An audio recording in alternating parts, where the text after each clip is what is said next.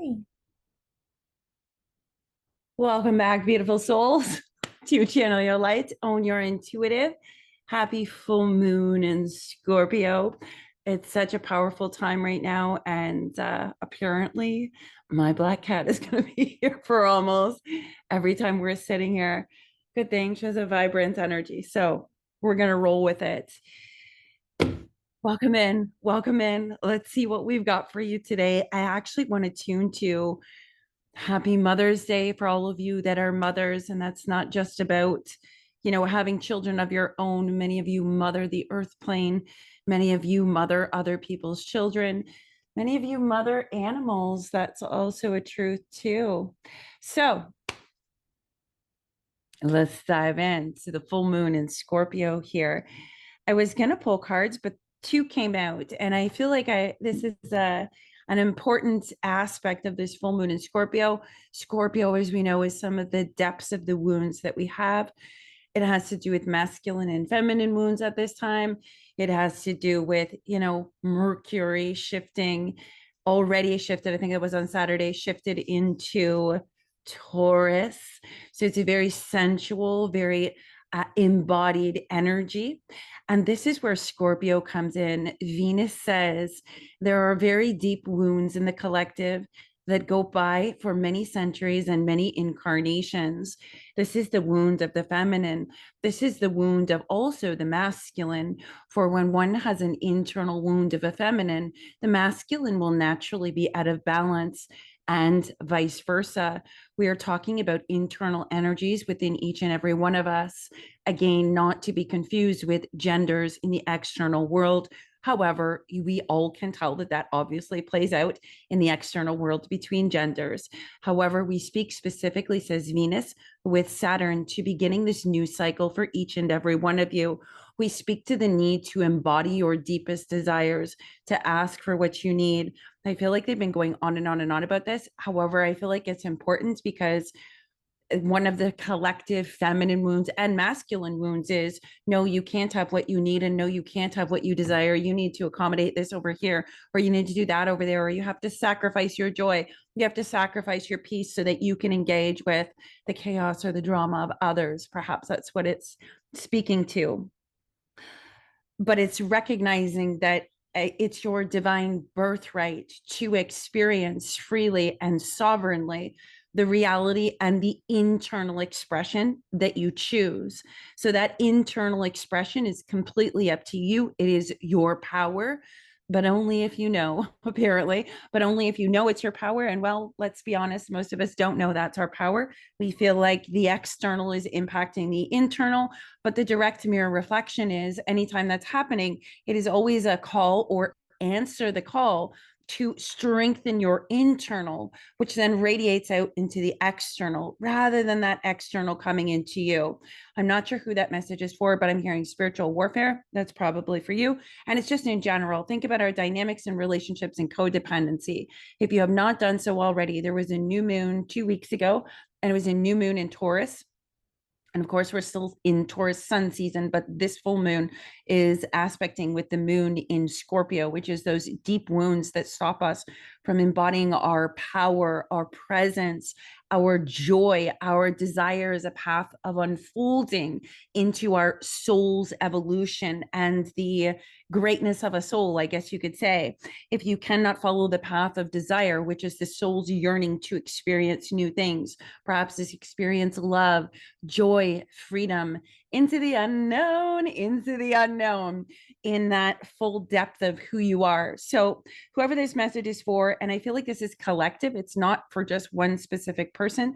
They're saying this is a collective energy, attuning to the cycles and the phases of the moon, as well as the transits taking place that have not happened in over 300 years.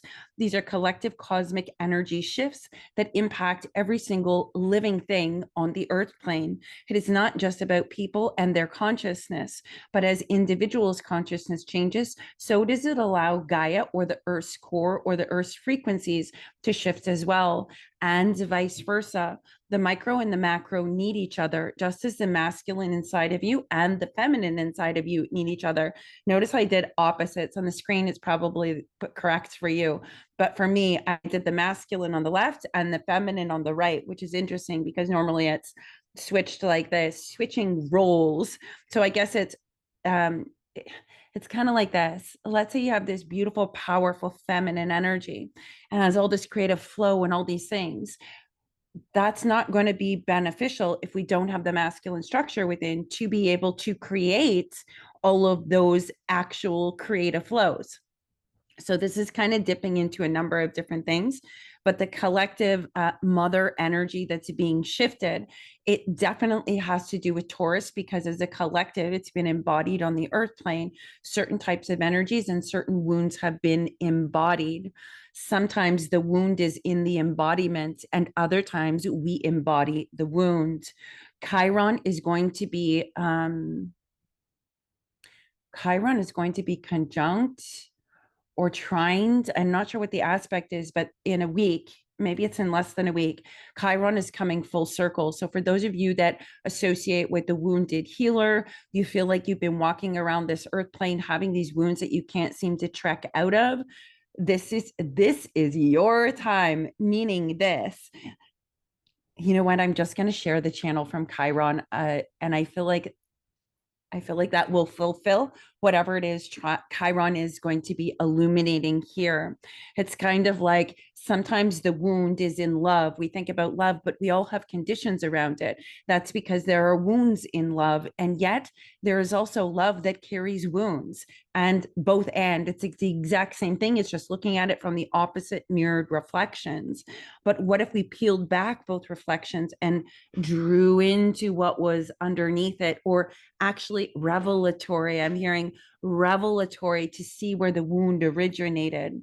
So interesting. Happy Mother's Day to those of you who resonate with that. Here's the two cards I pulled particularly for this full moon in Scorpio, for a collective reading for this beautiful YouTube community here. The first card is Indulgence, number 19. Notice it's Taurus, it's sensual. Look at, there's even a full moon on the card. It's card number 19. That number may attune to you or not. I also want to illuminate that the moon is illuminating in the darkness. Look at all this yellow, gold. It's illuminating that personal power, the power to say, this is what I desire, and therefore I demand what I need. I demand what I would like to do, and I follow this. So we need our personal power to be able to follow our desires. And this is, Venus says, this is where the wound of the feminine and the masculine inside each individual. Not everybody has those wounds. Some people have already healed them. Some people haven't experienced that, but a large portion of the collective has. And that's what's being unearthed and illuminated. We let Scorpio reveal where we have tortured our internal feminine energy, or where we have tortured our inner masculine energy. And for some of us, it's going to be both. For some of it is dominantly one and dominantly the other. For some of us, there's a very balanced energy. But if you dismiss, deny, and discredit your feminine energy or your masculine, it is natural that in discrediting the feminine, we can know that the masculine will be wounded or over ego or under structured, because that's the balance within each and every one of us. We look at light and dark, sun and moon, love and light, right? That's all internal masculine and feminine energy. So this is the full moon. And go back to the law of vibration is what I'm hearing. So the law of vibration is the primary law, which allows for the law of attraction to actually take place in a way that is desired. Notice we have to be in the vibration of the desire we want, and most people are not, because you've been conditioned through wounds, through desecration, through denial, dismissal, whatever it is for you. Everybody's going to be different, but there's this feeling of you have not allowed yourself to indulge in the very things that you desire, meaning one foot on the gas pedal, one foot on the brake. The gas pedal is, I want this, I desire this. And the brake is, That's not how we do it on the earth plane. That's not the role you're supposed to play. And the rest of us aren't happy. So you can't be happy either, which is all a darn illusion because you're supposed to do this, whoever this message is for. Guilt, I'm hearing whoever this is, you have guilt over indulging in things that nourish your soul. Think about that. To have guilt as a feminine over indulging or doing something that nourishes your soul. That is so ass backwards. Think about it. It's ass backwards. Here's the second card that came out. Ooh, look at all that, honey. Again, yellow energy, that superpower, that personal power, the solar plexus energy. Now, notice that she's projecting from her heart, yet it has that golden energy with it. We're just going to tune to the chakras here. When you unleash your personal power in the solar plexus, you effectively are giving your heart permission to create from its full vastness.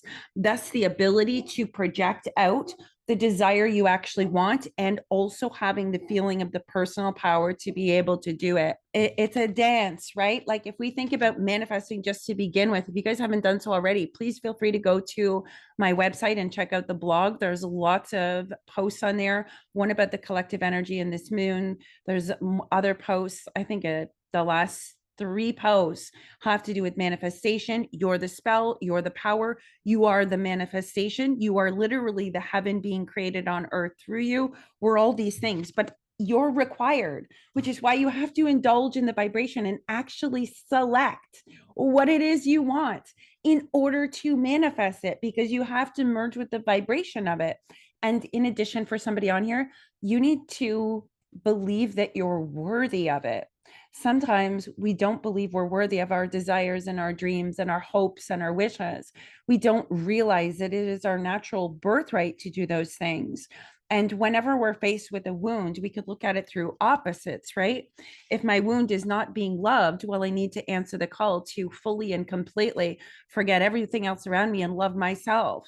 If my wound is in lack, let's say, or that's my vibrational experience, well, what is that calling to you? It's asking you to answer the call to fulfill the wealth within you. Like it's all opposites, right? We utilize opposites or the duality in order to merge into that full abundance of the self. But most times we look at the duality and this contrast as this like, oh, I don't want this, or oh, I don't want that. But if you can actually view it or perceive it as, oh, I desire love, let's say, I desire love because I've had a lack of it. And I have that desire so my soul can unfold into the vibrational experience of unconditional love, which begins with me. I have to be willing to allow myself to receive it. Notice when you're indulging in something, she's actually receiving. She has to receive it. Whatever you're desiring, are you capable of receiving it? Or if I told you that thing that you've been dreaming of, here you go. Would you be able to receive it right now? That's a big question, right? We don't actually perceive receiving. This full moon is all about receiving. If you want love, are you capable of receiving that love that you yearn for? If you want money, is your energy structurally aligned? Is your mindset aligned to be able to receive all that money or a monai or spiritual energy? Because nothing on this earth plane, friends, including money, exists without the energy that preceded its form. No house, no chair. I spoke about this on one of the other channels. I'm not sure if I've posted it yet, but it'll be coming out. But this is a reality. Nothing exists in physical, tangible form without the energetic momentum building to create it. So if we move back into the energy or the idea of receiving, right? When we think about manifesting, we think about it as outside of us. We think, okay, I'm in a, let's say it's about money or whatever it is. I'm in a lack energy of money and I don't have money. So I want to manifest from the fact that I don't have money to try and get money. Let's say you have guilt. Let's go back to this person who has guilt, whoever this message is for, guilt over indulging in something that nourishes your soul, which means you're not capable of receiving the very thing that you want, the very thing that you need, and the very thing that you desire. It's not that you can't have it. It's not that you're not going to have it. It's a question of whether or not you are capable and able of receiving it. Mm. Can you receive that which you desire? And it's okay if the answer is no, or I'm scared of the thing I desire. Those are all normal responses, I feel like, when we actually stop and really take a full on, full view, full Monty view here. We're having a full Monty view here. When we actually get a full Monty view, naked as a baby's butt, we can actually see, yeah, I want that, but am I afraid of it? Because that's a foot on the brake pedal, right? That means you're not able to receive it. And I feel like that's the inner conflict that most of us experience in manifestation. It's never a question of whether or not you can or cannot manifest it. It's a question of whether or not your energetic fields are aligned with it, your mind is aligned with it, your heart is aligned with it, and your root is aligned with it so that you can embody it. She's in the bath embodying the indulgence of what she desires. She is receiving it. That's the illumination. Let's say you can't make time for this. You're probably not capable of receiving the soul nourishment that you actually need. So fascinating. And I also feel like I'm seeing somebody's energy go like this. This leads to this.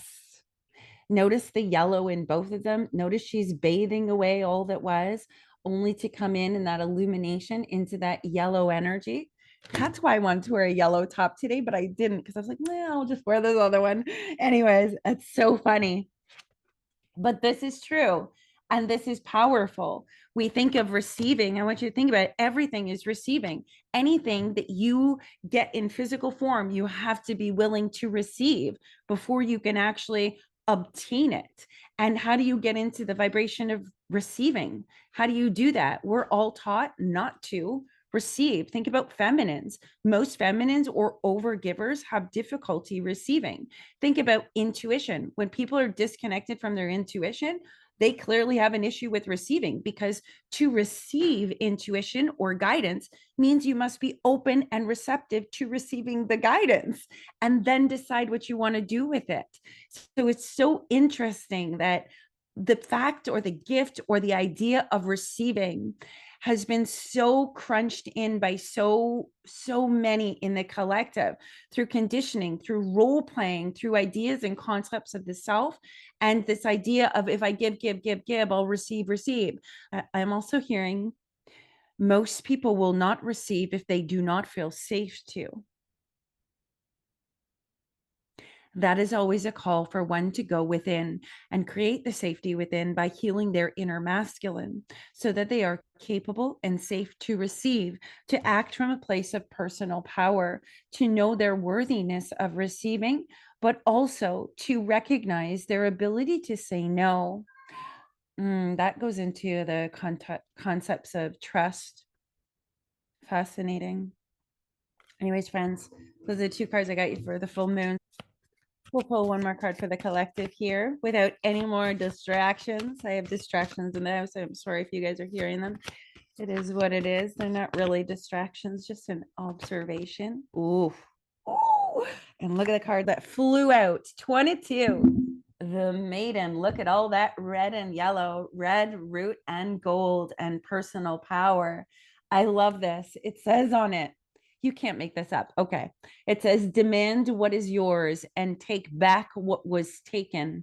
Reclaim until you have gathered all of you, because all of you is what allows you to manifest all that you truly want. Half of you can only ever manifest half of what you truly want.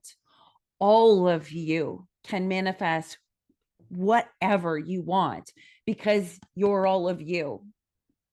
It's an abundance. It's a birthright. You being in all of you is an abundance and a birthright. So this and that again is a full moon. Maybe it's a sun, but I feel like the full moon is a reflection of the sun. So that really makes sense as well too.